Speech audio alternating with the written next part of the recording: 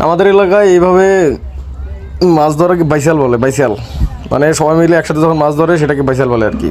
এই যেমন দেখেন হাত দিয়ে মাছ ধরতেছি, কোনো সরঞ্জাম দিয়ে, মানে কোনো ওয়েপন ছাড়া। ওয়েপন মানে অস্ত্র, সেটা অস্ত্র না, মানে কোনো রকম ইকুইপমেন্ট ছাড়া, মানে হাতায় পানি থেকে, নদী থেকে মাছ ধরা আর কি। এটা একসাথে সবাই যখন করে তখন এটাকে বাইসাল বলে আর কি।